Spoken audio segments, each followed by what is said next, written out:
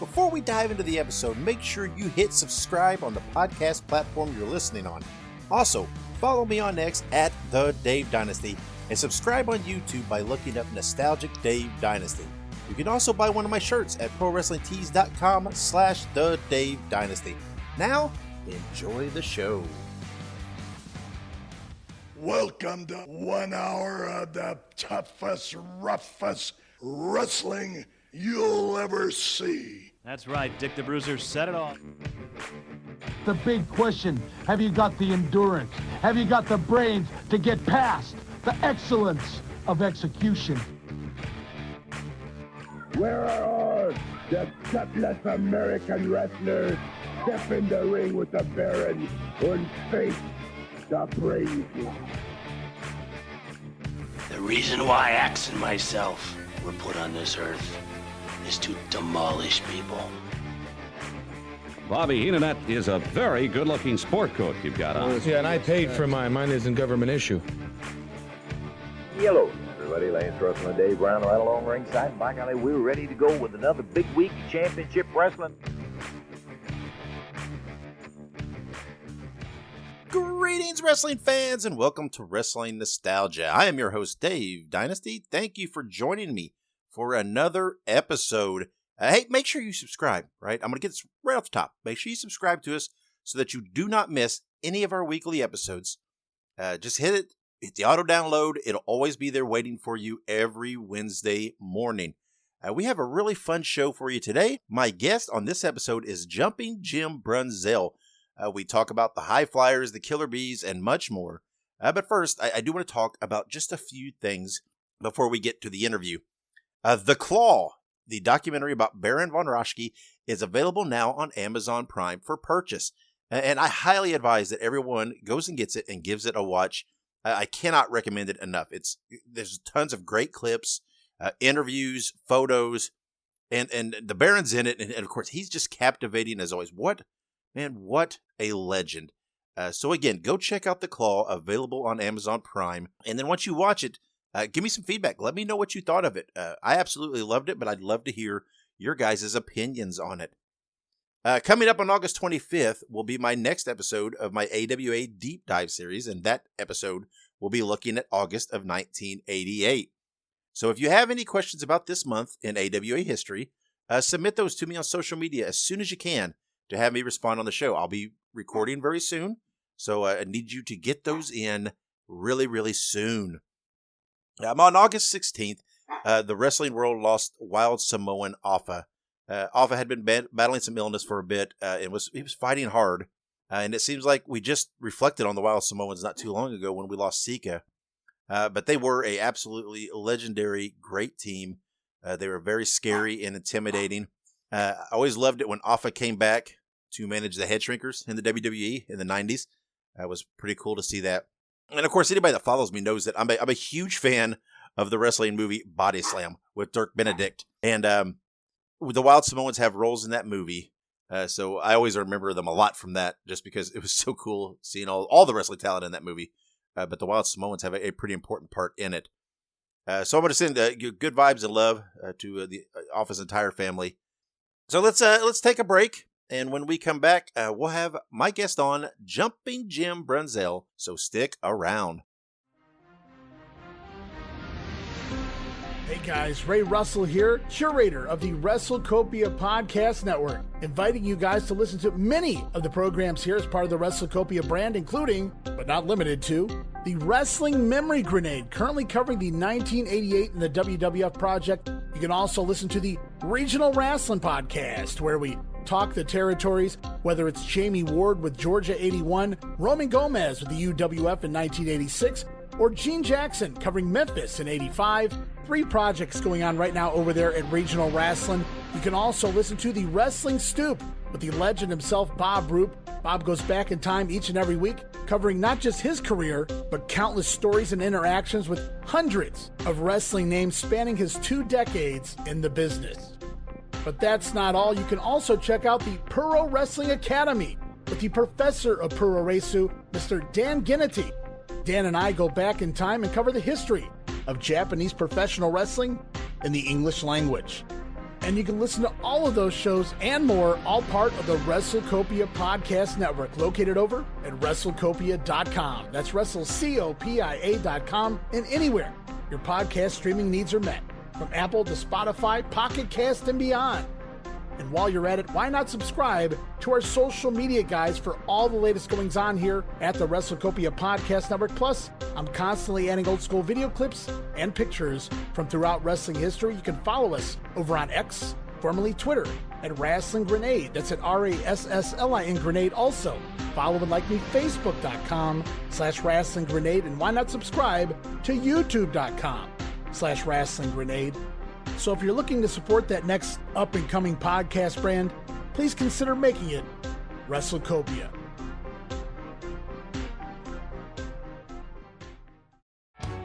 This is Listen to Their Screams, a horror podcast that feels like you're chatting with friends. Hello, I am one of your friends, Dave. I am one of the co-hosts of Listen to Their Screams with my friend Ike, and we want you to come and check us out. We are a fun-filled, positive horror movie podcast that does reviews, news, birthdays, anniversaries. We play games. We are a ton of fun every week for you, the horror fan out there. For all of our links to our social media and the podcast platforms, just check out our link tree. It is linktr.ee/listen to screams.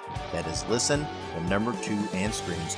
Or look us up on your favorite social media platform and podcast provider. And welcome back to Wrestling Nostalgia. I'm your host, Dave Dynasty. At this time, I'm being joined by Jumping Jim Brunzell. Jim, how are you? I'm very good, Dave. Thanks for having me.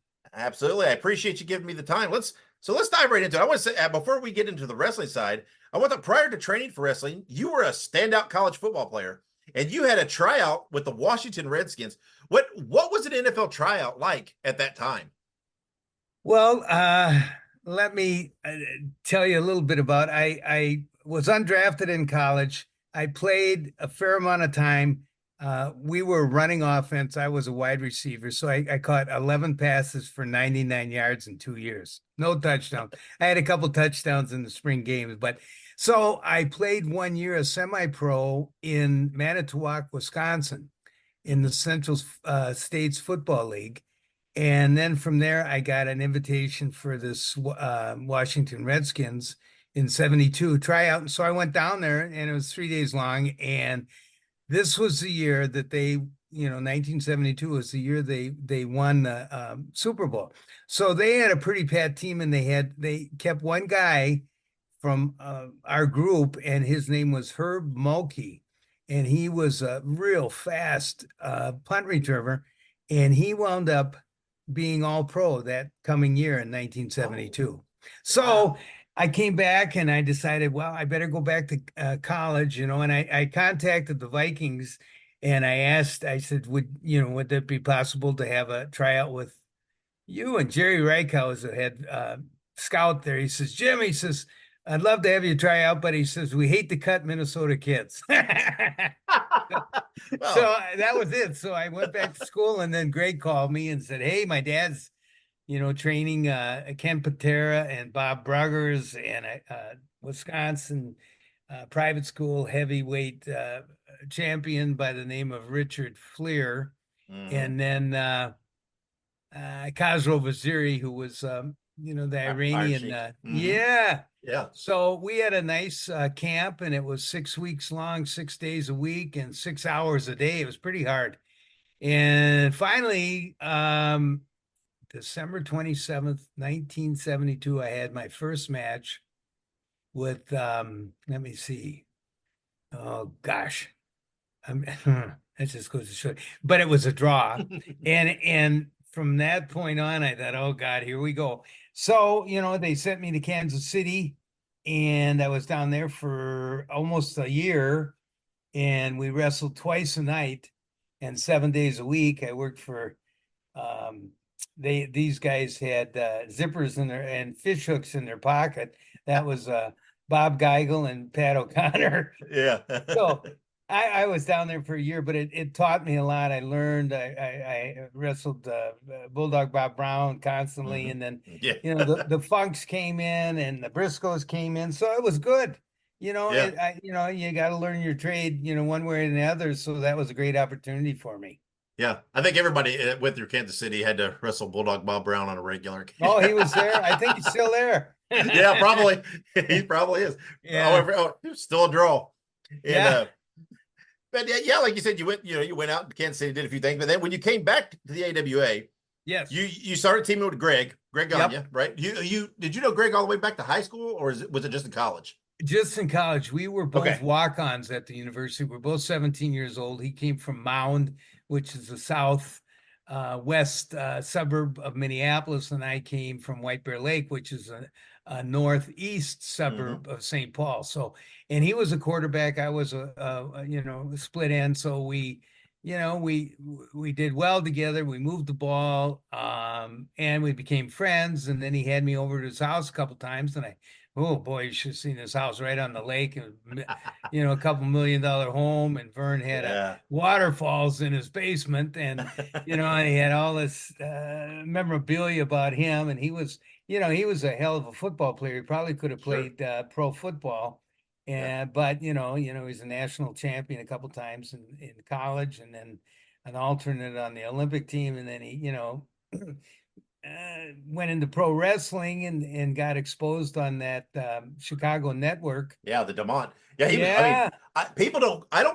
hear a lot of people knock Vern, right, because of his late runs as champion when he was older. Yeah, people do not grasp how big a star Vern Gagne was, like in the 50s and stuff on the DeMont network. This guy was a national star because of that network.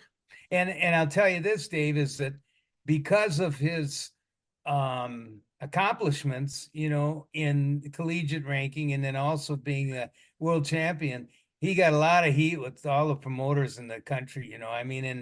And I'm going to say this, and I wrestled in the NWA, WWF. I was in the Mid-Atlantic and the AWA, and by far the best area was, my home, the AWA, because you had time off and you made good money. And Hulk Hogan loved it here, but the fact that they wouldn't give him the strap, he thought, well, and Vince was saying, hey, you come here, we're going to give you the strap, and we're going to, blow you up into the universe. And they did. He was the golden goose that created, the WWE. Yeah. Yeah. And like I said, you teamed with Greg, right? You formed the High Flyers. Yes. And you guys had a couple runs as tag champs, but even beyond that, you guys were a very trend-setting team, right? There's a lot of things, the flashy, the teamwork, the quickness that you guys started doing before a lot of guys were doing it. How quickly, when you started teaming with him, did you guys kind of realize, hey, we got something special here as a tag team? I think the fact that we both got along so well together, and then the fact, Dave, that we had incredible talent here. Honest to God, I mean, the talent we had, Bobby Heenan, Nick Bach, Winkle Jack Lanza, Bobby Duncombe, Crusher, Bruiser, Mad Dog Vachon.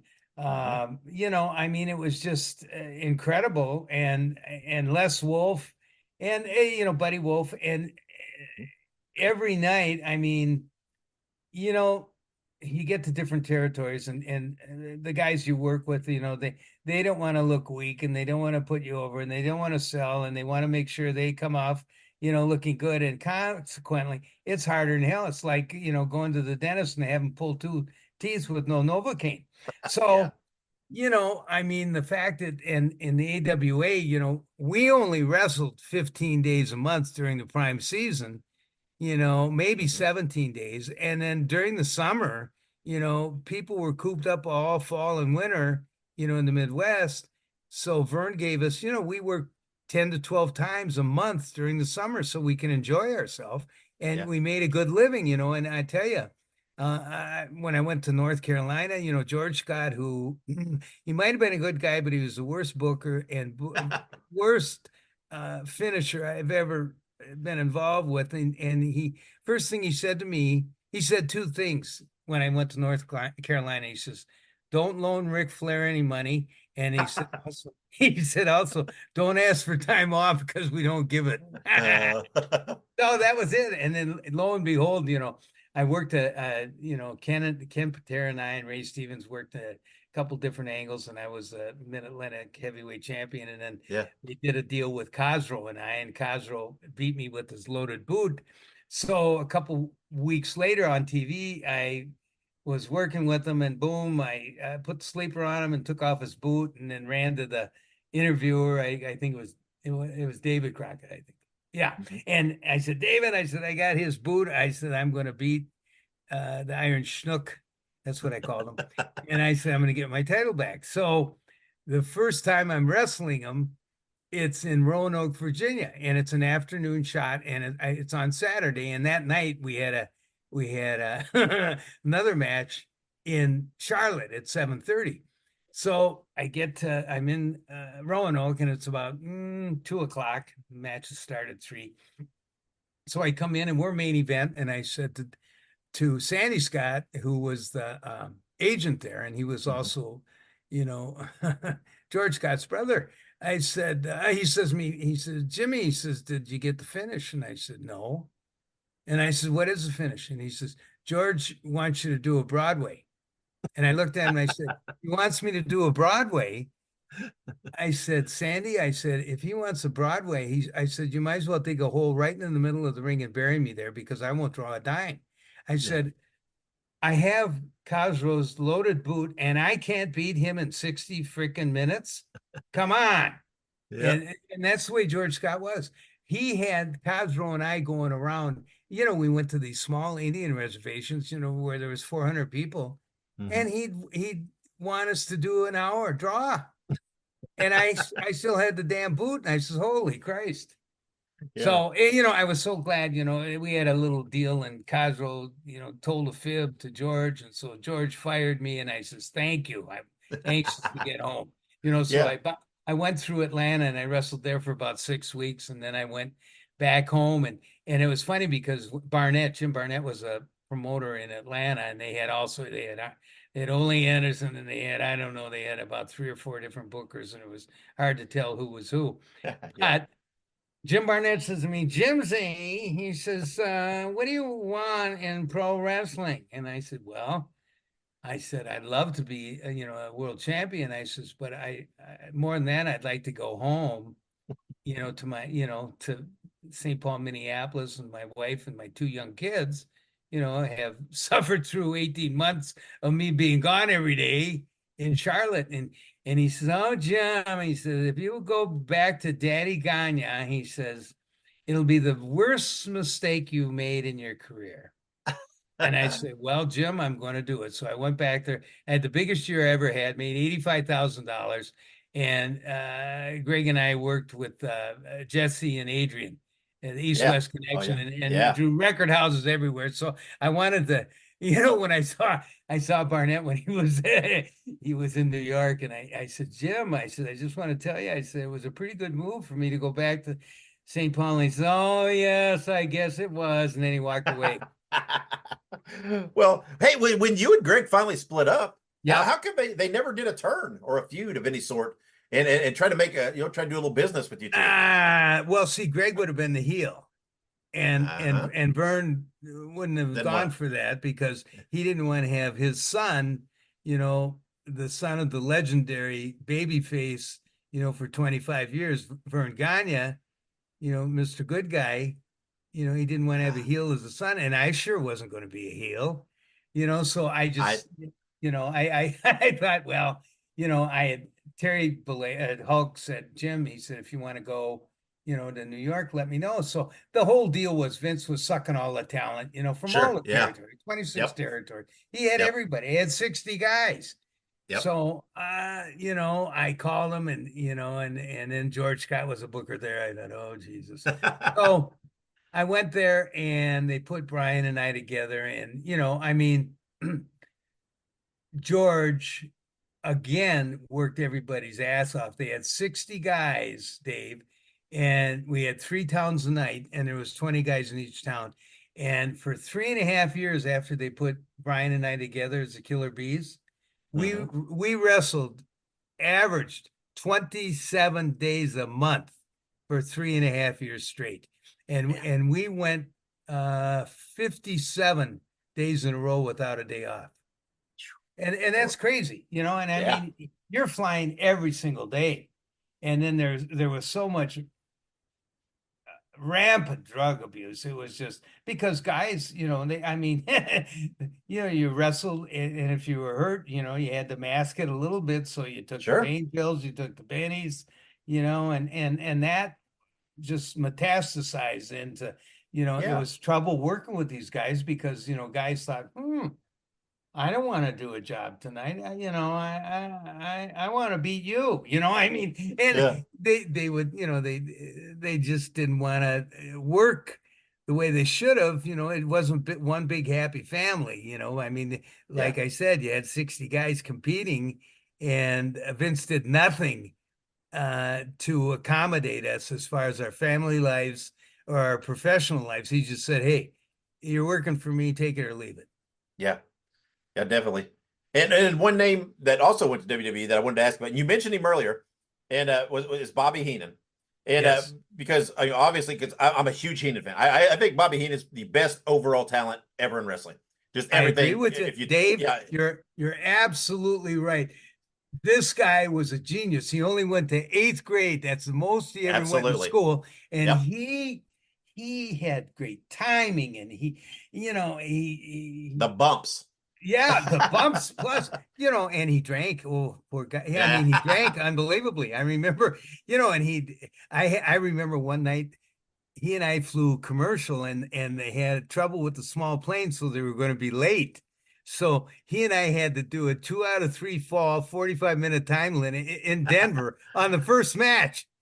And he said, "Jesus Christ," he says, "what the hell?" He says, "Let me throw you over the top ropes." And but we had a 45-minute, and both of us were tired as hell, you know, because we're going back and forth, and we didn't know when they were coming in. And sure enough, somebody runs to the ring, and they had a great, you know, Denver, all those AWA towns were incredible. But you're right, Bobby was by far the greatest all-around talent. He knew what the people wanted. He gave it to them every night. I mean, his bumps and I remember, you know, and he was so good at talking. He was, you know, I remember the first time he saw my wife, and he didn't know her yet. And we were at a match, and she was walking by, and he says, "Oh," he says, "I see Jimmy been to the grade schools now to pick up his girlfriends." Because she really looked young, you know, but she, you know, and she was, you know, she was 19 when I met her, but, you know, and that's the way Bobby was. And also, you know, he'd drink, and especially, you know, and all of the towns were big partying towns, Denver, Winnipeg, St. Louis, Chicago, Milwaukee, Green Bay, and Minneapolis. But, you know, all of us lived in Minneapolis. So I remember one time in Denver, it was a big house, and they had a hell of a party, and Bobby got really, he could drink about a fifth of vodka a day. And so he comes back. We had to fly back on an early morning flight from Denver to St. Paul or Minneapolis. And then we'd get there at 11, and then we do interviews. And then at 3:30, we do a tape, you know, 1 hour show. And then we get back on a jet and go to Milwaukee or Chicago. So Bobby had about 4 people that he managed. So he's standing over Vern and Wally Carbo looking at the book in terms of who's going to be where on the matches and the interviews. So he leans over like that, and all of a sudden Vern goes, he looks up and he says, "Heenan, you've been drinking." And Bobby went just like this. He says, "You can't smell vodka." And he just kept on, you know. and Vern started laughing. He just, you know, but that's the way he was. He was incredible, and God love him when he got that throat cancer. And I know. And you know something? There was 22 people at his funeral.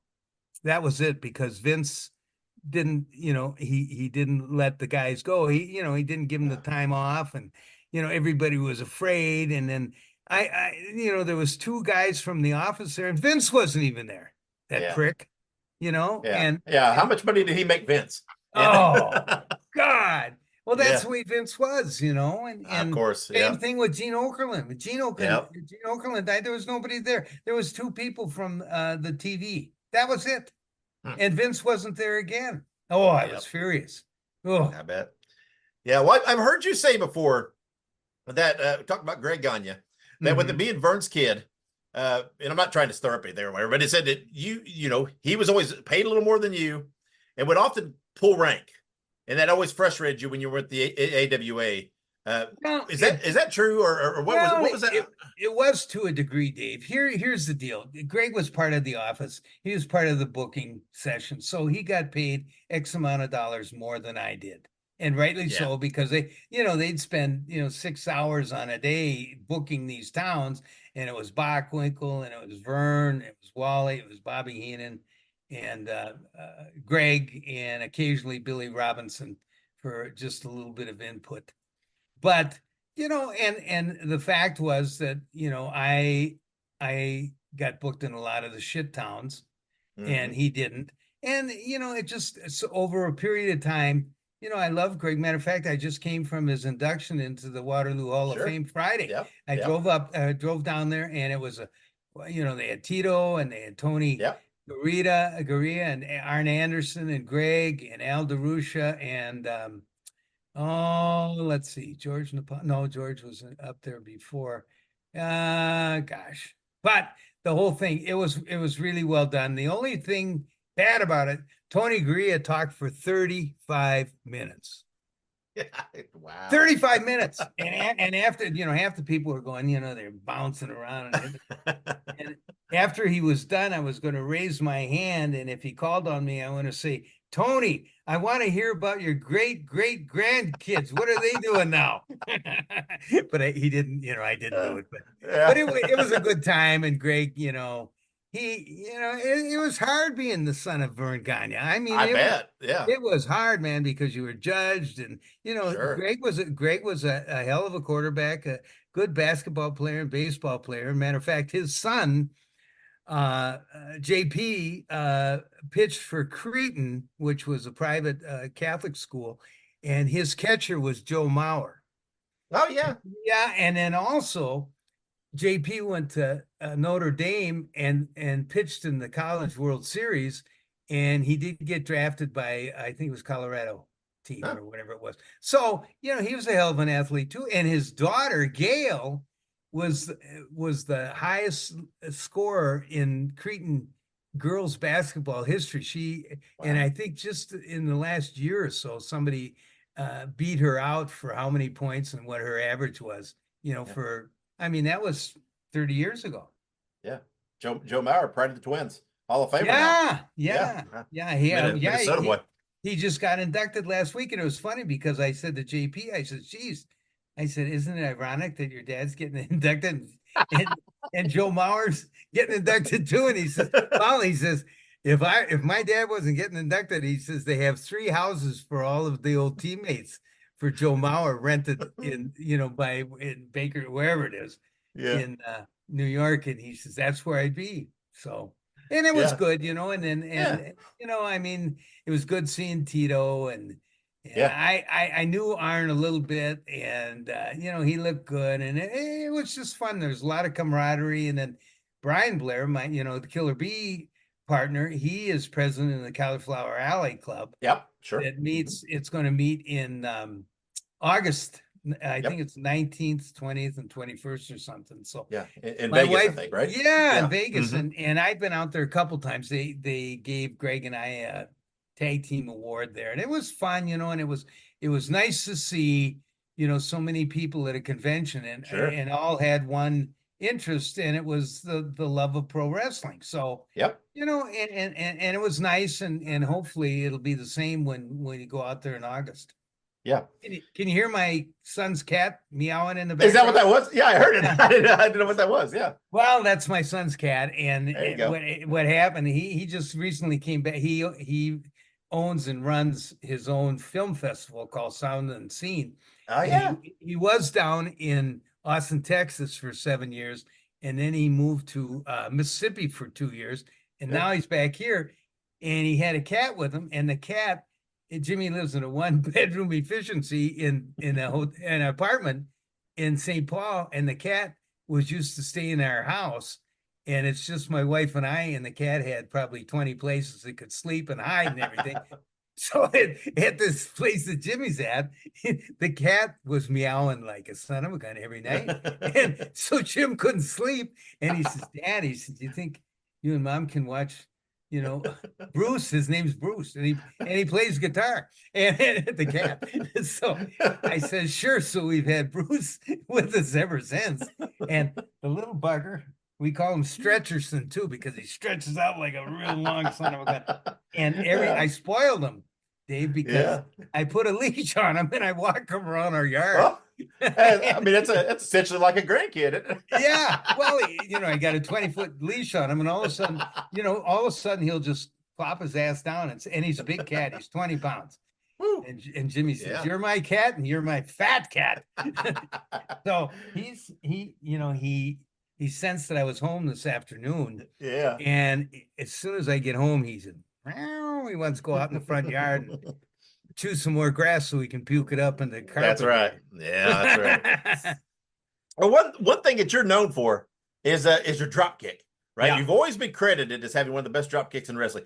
Do you remember when you first started hearing that about your drop kick? Because it became a thing, right? Everybody was talked about the Jim Brunzell drop kick. Do you remember when people first started saying that? Well, here's the deal, Dave. I was a state two-time high jump champion in Minnesota. And then I went to the University of Minnesota and lettered in track 3 years in a row as a high jumper. And, I didn't really have the body type, but the old adage that white man can't jump, I proved wrong, because I had 37.5-inch vertical jump, and I jumped 6'7.5" was my best high jump. And I did the dive straddle. I didn't do the Fosbury. So, and I think the best I did, I tied for 4th in the Big Ten indoor, I think my junior year. But so Vern knew that I was a high jumper. And I remember Vern says, well, he says, you could probably use the drop kick as a finish. He says, but he says, how high do you think you can drop kick? And I says, well, how high do you want me to go? So he put his hand over his head like this, and I jumped up and I hit both of my feet hit his hand. So it was about 6'6" or something like that, 6'6", 6'8". And so I threw these drop kicks, and I'll never forget. This is another funny thing. So George Scott knew I threw a drop kick as a finish. So I come into Charlotte, and the first time I'm working TV, you know what he says to me? He says, "Don't throw a drop kick." No, he says, "I want you to throw 5 drop kicks." I said, 5? I says, why don't I disembowel him and cut his nuts off too in the ring, because I said the whole idea is one drop kick, boom, and then cover the guy 1, 2, 3, he kicks out, and he said, well, 5 drop kicks. So I said, holy shit. So I did 5 drop kicks, and I can't remember who the guy I worked with. But the 5th one, I just about gave him a vasectomy, because I think I got him right in the groin. But I love, and I had, I remember I have some great pictures. Matter of fact, I don't know if you can see this, but I'm going to show you this.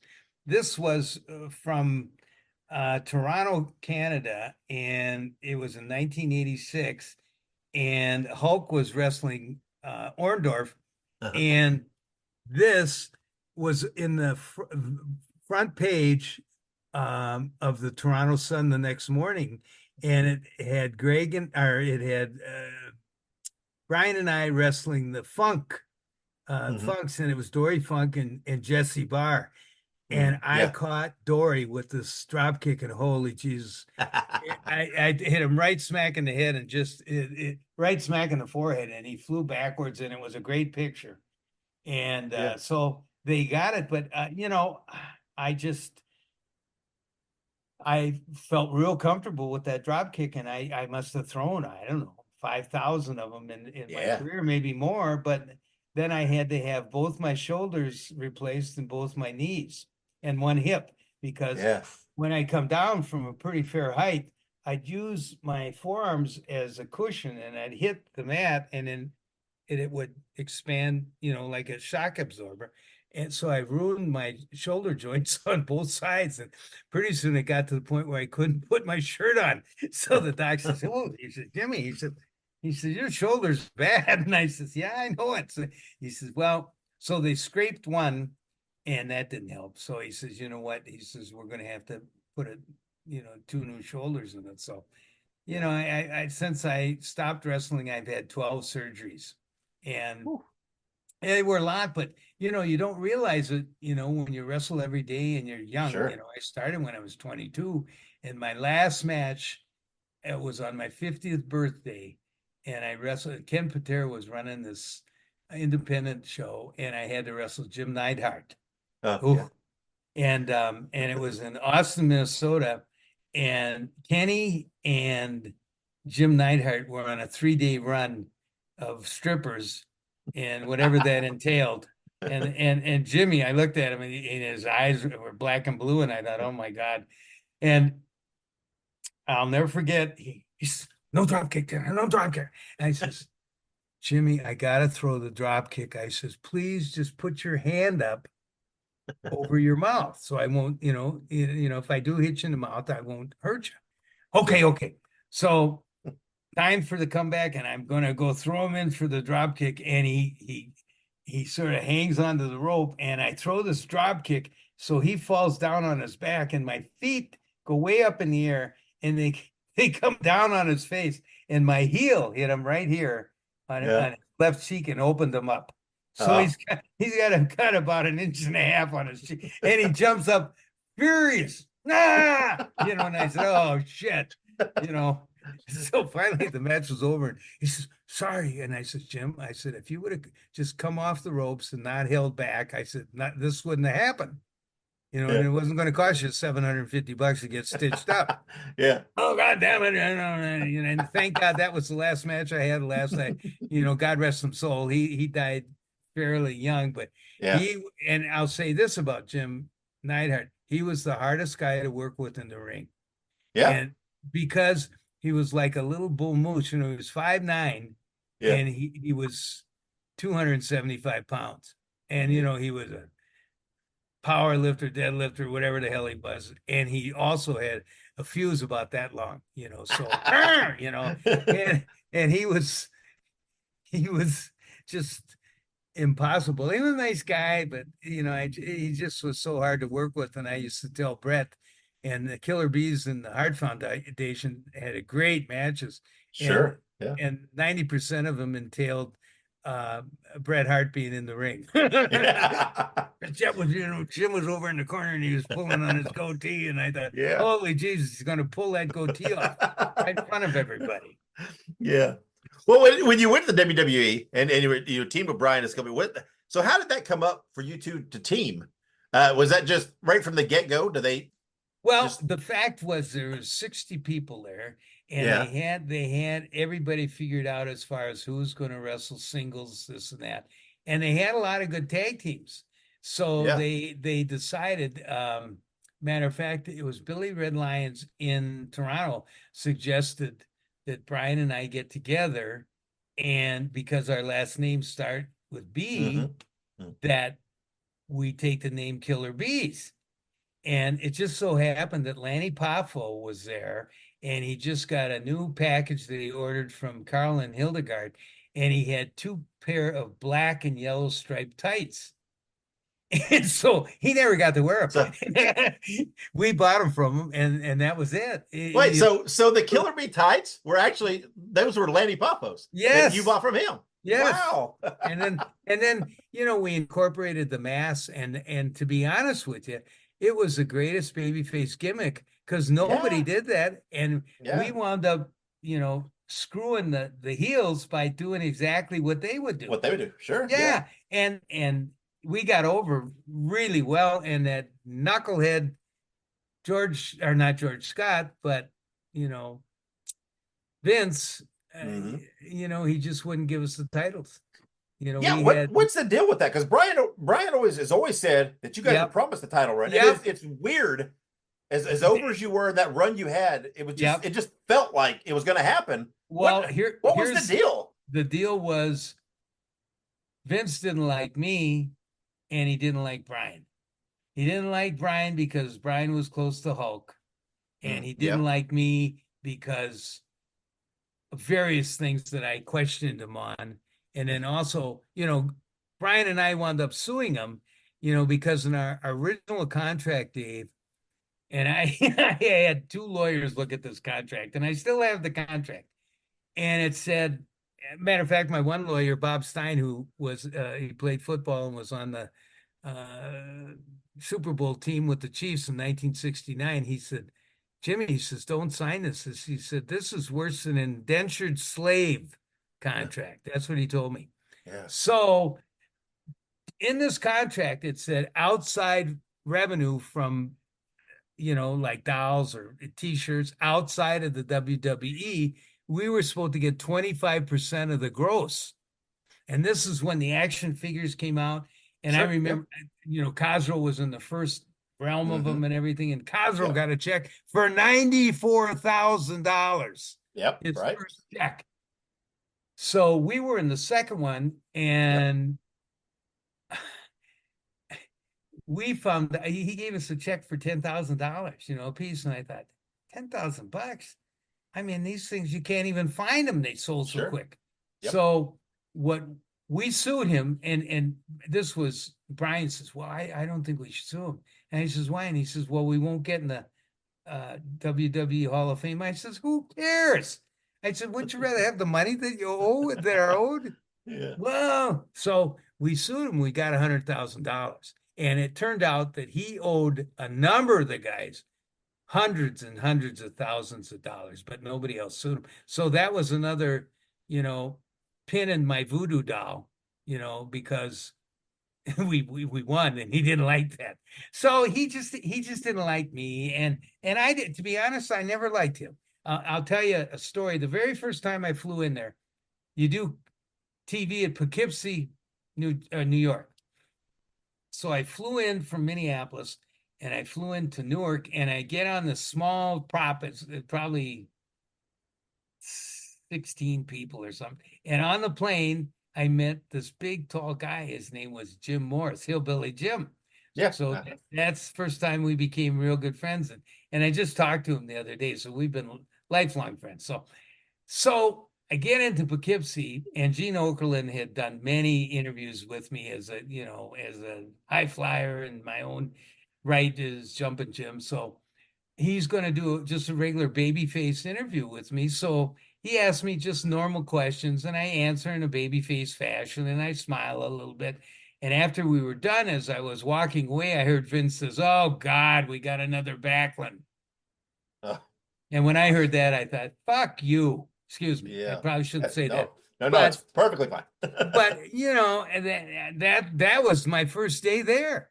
So right away I knew that, things were going to be hard with him, and he quit. I questioned on, on the way he paid us. I mean, 1 week we'd get $6,000 a week, and the next week we were in the same position in the card, and the card drew 150,000 more that week, and we got $3,000. So I mean, it was at his discretion. He I'd say, Vince, I says, we're working here and we're working there, and the houses are up, and we're on Hulk Hogan's card, and and you know what he says to me? He says, well, he says, I'll have to ask my accountant.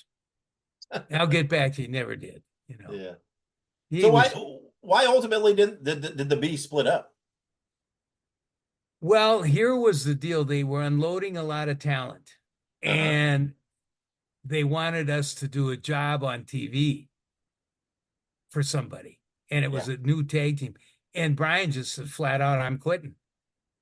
And at that time, Dave, I owned a gym in White Bear Lake called Jumpin' Jim Brunzell's Gym. So I needed feeder money, to keep her going. I needed money from wrestling. So I thought, well, shit, what am I going to do? I'm a pro wrestler. I'm 36 years old. There's no other place to go to. I don't want to go to Japan again, So I stayed, and he left, and Vince took advantage of me. And, I had to do some jobs on TV with some various guys. And although I did work a match with Randy Savage on Raw one Monday night, it was a hell of a match. Honest to God, very first sequence, he grabbed a headlock on me and I shot him in and I took a tackle. I dropped down, I leapfrogged, and then I jumped up and hit him both feet in the mouth, and he gets up spitting blood. And I thought, oh boy, here we go. And we had a hell of a match. And he wound up, he had it wasn't Mrs. Elizabeth, but it was that other girl. Sherry, Scary Sherry. Yeah. She was his manager, and somehow she distracted me. And the next thing I know, he unloaded off the top rope with that big elbow drop. Mm-hmm. And after the match, I knew it was a good match, and it was. It was boom, boom, boom, and he sold wonderfully for me, gave me a good comeback and everything. And then, so when I walked through the curtains, he and I shook his hand, and as we're walking back, Vince comes running out and he says, "Fellas," he says, "that was the best TV match I've ever seen. Congratulations to both of them, to both of you." Yeah. And I thought, geez, so. Then right away, my head's the brain's starting to tick, and I thought, well, that means I'm going to be going on TV, getting beat by, Heine Schwartz and Sammy Lapidus. So that was it. And then shortly thereafter, he fired me 3 times. And the last time, I think it was Pat Patterson who said, "Jimmy," he said, "I think you better go." And I said, "You're right." And I said, I just burnt out, they burned everybody out, and it was just, drudgery, I didn't like it anymore. And I was tired of the travel, and, you had some new guys came in, and they thought, "Oh, well, you're going to have to do this for me." And I said, "No, I'm not going to do that for you, pal. If you get a fall over me, it's going to be a quick, it's going to be a screw job where you violate something and then cover me, hold my tongue, pull my teeth out or pull my hair, but I'm not just going to have you beat the shit out of me and then beat me." So that's the way it ended. And I was so glad to get out of there. I really was, Dave. I always thought it was peculiar because I always thought that they would have at some point, and obviously, you're talking about Vince. I can see the why. But I always thought, they'd repackage you, right? Try to give you some, because they, we're into their gimmicks and things. They would try to, give you something to work with, so give you a gimmick, at least give you a mid-card run, and everything else. But the deal was they never even took advantage of those masks. They could have made a fortune selling those masks to kids, and they wouldn't do nothing. I remember I don't know if you ever saw the first Killer Bee T-shirts. I have one. Right. They looked like we were amoebas with wings on it in under 6 inches of water. And I looked at Brian. I said, "What in the world are these?" He says, "I don't know. We're lucky they made them." And I say, "Yeah, but how can you be excited about this?" And that's the way Vince was. He didn't care. He'd play games with people. He'd screw people on stuff that he did for him to sell as gimmicks, and he did it knowing that he was screwing with the guy that he did it for, because he was the guy in control. And after WWE, right, you wrestled in the independents a little bit and did some things. You did turn up in Herb Abrams' UWF. You teamed with Brian again as Mass Confusion. But you always hear all these crazy stories. What was Herb Abrams like? He was a train wreck that happened 2 or 3 days in a row. God rest his soul. He had visions of grandeur, he shot for the moon, but he had substance abuse, and he liked the hookers, and and he was screwed up probably more than he wasn't, and he was a nice guy, but you could see that he wasn't long for pro wrestling. I remember when he booked the MGM Grand, and we're out there. I can't remember who we were working with, but I thought, holy Christ. And they had about, I don't know, I think they had about 8,000-9,000 people that showed up, it held probably 15 or 17, but I was surprised, and I thought, well, you never know, but it didn't, he couldn't get the TV right, and he couldn't compete against Vince. Sure. Yeah. Well, like you said earlier, right? You hung it up. You said it, at 50, and and got out of rugby, but you still, like you talked about, you still make plenty of appearances, and I do. often with Brian, right? Yep. You do a team thing. Do you like that? I mean, you seem to enjoy that side of wrestling and the conventions and meeting fans and reminiscing. Is that kind of something that's kind of enjoyable to you at this stage of your life? Well, it is, because it gives me spending money. I like it. I mean, they give you a couple grand, $1,500 to $2,000. They fly you in, they give you a nice hotel, and you sign autographs for 4 hours. And some of these, then the people are real, they're real fans, and they know everything you did, and know who you worked with, and what angle you worked with, and I had pictures. I remember this. Matter of fact, just this deal in St. Louis, this one lady came up to me and she bought $140 worth of my gimmicks. She bought the comic book, my Matlands autobiography that's available on Blurb. Have you ever seen it? I have, yeah. Okay.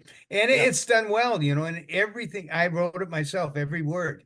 And it took me 5 years to put together. So she bought that, and then she bought 2 pictures and had her pictures taken with Brian and I. And I looked at it. She says, "How much is that?" And I said, "Oh," and I think I gave her $20 off, and I think it was $140. And she said, "That's okay." I said, "Thank you." So we made about about $1,000 a piece, and just in cash, and it was 2 hours. Yeah, you can't beat that. No, you can't. Yeah, and so let's wrap this up then. I don't want to keep you too long. Okay. And we've hit on all the highlights, but so like I said, you do a lot of appearances. Is there a best way for people to follow you so they can keep track of where you're appearing and what you're up to, or anything like that? Do you have kind of a central location? Well, here's the deal. I was going to have my son. He offered to do that for me and sort of be the booker, but it got to the point where you get people calling and they'd say, "Can you make this?" And then I said, then they'd say, "How much do you charge?" And I said, "Well, at the minimum, it's $1,500. Well, I can't pay you that much. Can you do it for less?" And I said, "No, I'm not going to do it." I mean, some of these guys are getting $20,000, Dave. Yep. I mean, Bret Hart gets $20,000 to sign autographs. Ric Flair, even though he gets 25 or 50,000, he's still in debt. So, I saw somebody sent me a deal that he's selling his robes now. Yeah. $75,000. And, it just doesn't surprise me. God love him. He's been that way all his life. He's the only wrestler I know that's made $15 million in his career and spent $20 million. Yeah. Well, let me ask before we get out of here on Flair. Okay. I meant to ask you this, right? We talked about, you trained with Flair, right? In the Vern camp. And then you saw Flair again in Mid-Atlantic when you went there. Yeah. I did 3-hour draws with him. Yeah. How much change was there in Ric Flair, the person, from that time? Had the Ric Flair we know started to develop yet? Because he was right on the cusp of, becoming world champion, just a couple years out from that. Well, had some of that ego and that stuff already started developing? But oh yes, without a doubt. He was so far ahead of us, and I mean, he could do an interview. The second day of camp, with Vern Gagne. He watched all the matches, and he just projected himself. I mean, Ric Flair doesn't know who he is other than the pro wrestler. Right. Yeah. That's his persona. And that's the way he's been all his life. Yep. Yeah, I don't think there's a separation between the two anymore. No, I think that's not just at all. That's just him. So that's him. And then he calls me. He calls me and he's in town, and he had this Woo energy drink, and I know you're probably hurting for time. So I said to him, "Rick, I want to get a 6-pack." He says, "I'm going to send you a case tomorrow, or Amazon." I said, "Okay." So tomorrow comes. Nothing comes. 2 days later, nothing comes. Then he comes to Minneapolis and he says, "Did you get the energy drink?" I said, "No." And he says, "I'll leave you some at the hotel when I leave Monday." And I said, "Okay." So I called the hotel. I said, "This is Jim Brunzell. Did Ric Flair leave me a case of Who Energy?" No, Rick wasn't even, he wasn't even staying with us. I guess you're still waiting for the drinks, aren't you? Yeah. I know there's a saying like that, but I told him, I emailed him and I says, Rick, I said, the check's in the mail. Yeah. I always loved Ric Flair. Obviously, admired his work. He's just one of those guys it's like, oh, Rick, I wish you could tone down and be that elder statesman a little bit. Cause sometimes, I don't know, as a fan, I feel like sometimes he embarrasses himself, and it's like, he's 76 years old. You can't keep doing that same old shtick. It doesn't look the same. Well, just like Hogan, that's another. Yeah. And I didn't see that, but I refused to watch it. But when somebody told me he tore his shirt off, and I thought, oh God Almighty. Yeah. And to be honest with you, Dave, and I'm not getting into your political viewpoints, but he alienated 50% of his fan base by doing that. Yep, absolutely. I know it. Yeah. But Hogan's a whole nother, there's a whole other side of Hogan. Every interview he does, he's making up new stories.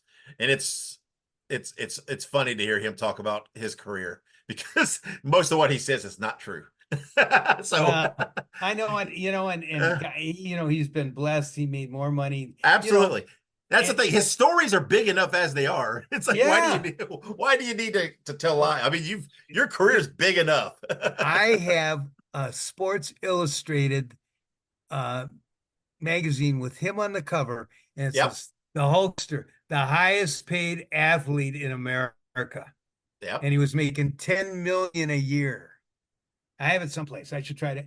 I'm going through all this vintage stuff that I have, and trying to. Everybody says, Brunzell, you're 70. You're going to be 76 in a couple of weeks. You better sign all your memorabilia because it's worth more money when you die with your name on it. So wow! I told my wife that because I guess it was Mike Graham and Eddie Graham that when they died, neither one of them signed all their shit. Their ring jackets and people. Well, I can't believe how much money they'll spend. Yeah, just tell them don't worry about it. You're leaving it all to your son's cat. Yeah. Oh, Brucey. Yeah, he's getting it all, so don't worry about it. Hang on just a second. I'm going to get a shot of him here. Come here, Bruce. Come here. Come on. I want you to say hi to Dave. Hey. There he is. Hey. Brucey. Yeah. He's a tabby cat. The heir to the empire there. Yeah.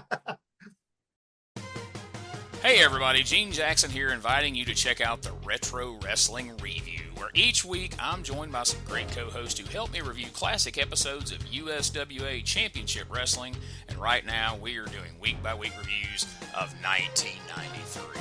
But we don't just do reviews, sometimes we get a chance to interview some of the people who were there and lived it, plus do watch-alongs. It's a lot of fun, so check out new episodes that drop every Wednesday at WrestleCopia.com. And to find links to everything associated to the podcast, you can go to uswapodcast.com.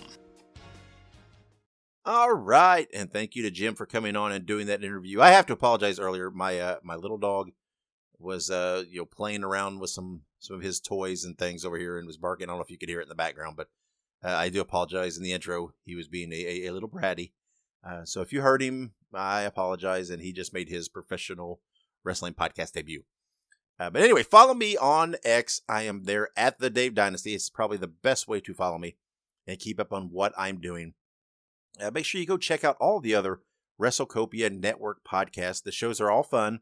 I have great hosts. They're all just super entertaining, and they all touch and cover different aspects of the professional wrestling history. So go check those out. You can look them up by name if you know what you're looking for, or just look up WrestleCopia. Or you can go to WrestleCopia.com, and that will guide you on your journey.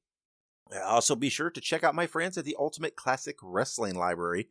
They are located at classicwrestling.net, and you can also download their app on all your devices. They're on all smart TVs, phones, whatever. You can go look them up, Ultimate Classic Wrestling, and they are there. I highly recommend you subscribe to them. They got lots of great content for you to watch. Like I mentioned earlier, my next episode that we'll be releasing will be the next AWA Deep Dive episode covering August 1988. Will release on Sunday, August 25th. And then the episode after that, our next regularly scheduled episode, will be on August 28th. And my guest on that episode will be PN News. We talk about wrestling in Europe, of course, the WCW run, Salt and Pepper, and much, much more. It was a absolutely fun chat. It's such a blast to talk to PN News. And you're gonna love it, guys. Don't prejudge. I know a lot of people roll their eyes at PN News and that whole period of WCW. But I hope when I have a guest that on your initial reaction makes you kind of do an eye roll. Give me a chance, right? I like to take pride in the fact that I guide my interviews a little differently. They're very conversational. And when I plan these things out, they're not haphazard, right? I don't get guests that I don't feel like I can have a good interaction and conversation with. And so give me a chance on all my interviews. But, again, don't dismiss the PN News interview. It was super fun. One of my favorite interviews I've done recently. Paul New was such a great guy to talk to. I will be talking to him again in the future because it was such a joy to speak with him. And you're going to love it. You're going to be entertained. You're going to have a good time. And you just might learn a few things, at least from the perspective of PN News in his time in professional wrestling. So give it a chance. That, again, comes out August 28th. I want to thank you all for listening, supporting, all the follows and interactions on social media. You guys are super great. Make it fun to do this every week. So until then, until the AWA Deep Dive in my PN News episode, which is coming up next week after this drops, wherever you go and whatever you do, be good, be safe, and always keep on growing. Fans, we brought you All-Star Championship Wrestling. This is Sam Menaker thanking you for being with us and saying until next time, so long everyone.